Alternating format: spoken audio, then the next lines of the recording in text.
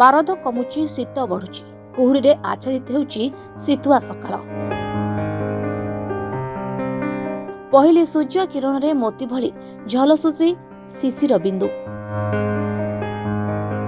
सुलसुलिया पवन भी मन को करुची आनामना।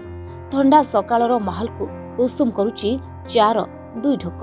एथिपाई चा दुकान रे सकाळु लोकंक भिड़।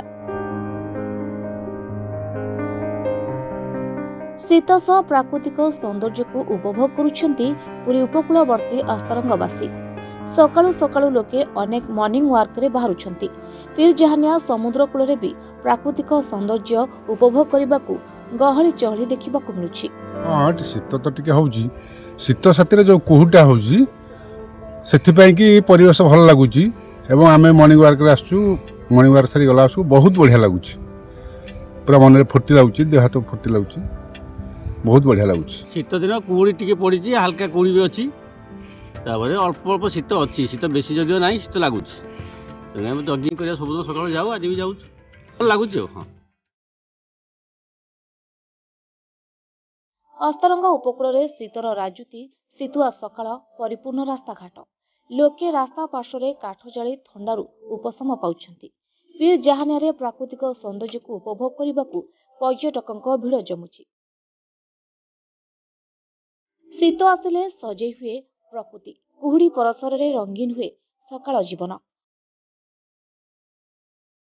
मनोरम परिवेश संबंधी मध्य निजकू केही केही किछि क्षण हजेबा पाई पर्यटन स्थली को छुटंती पर्यटक।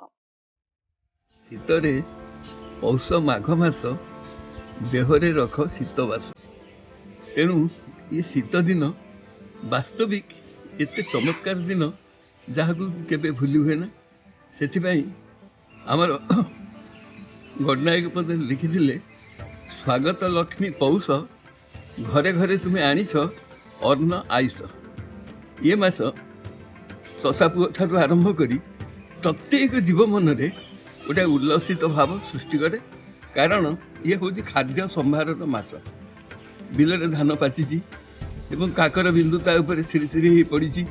खिया बुदा ऊपर काकर जो अभिनव दृश्य, तहिरे सूर्य किरण जो प्रतिछवि सते जमती गोटे मन भितर गोटे आलोड़न सृष्टि करे। लोक माने अत्यधिक शीत हेतु निआ पुआंती एवं पिला माने चारिपाख जाक बसी बुढ़ी माँ पाखे निआ पोइबार मजा एवं गप शुणिबार जो कथा मोर से पिला दिन अलिभा स्मृति मोर मन पड़े। वास्तविक ये शीतुआ सकाळ समस्तंक भाई, रोगी भोगी समस्त को एभली एक आनंद दिए जहाँ कि अविस्मरणीय आउ ताकू केबे जीवन रे भूली हुए ना। तेणु तथार्थ ही ये शीतुआ सकाळ मजा नवा समस्तंक पाई उचित। एवं या पाई समस्ते गरीब ठारू धनी पर्यंत जे जार जेमिति प्रकार पोशाक पत्र पिंधि आनंद मन रे एक उपभोग करने दरकार। आग ये जो शीतरे पौष माघ मास देहरे रख शीतवास। आउ आमर तो आगुरी कही ये शीत दिन समस्तंक पाई एक आनंदर दिन। तेणु हाड़ भंगा जार आसे पुष माघे माड़ी, ए दिनर मजा कथा मने पड़े सबुदिन हृदय सबुदिन। अस्तरंगरू आर्य विश्वाल रिपोर्ट, रिपोर्टर्स टुडे।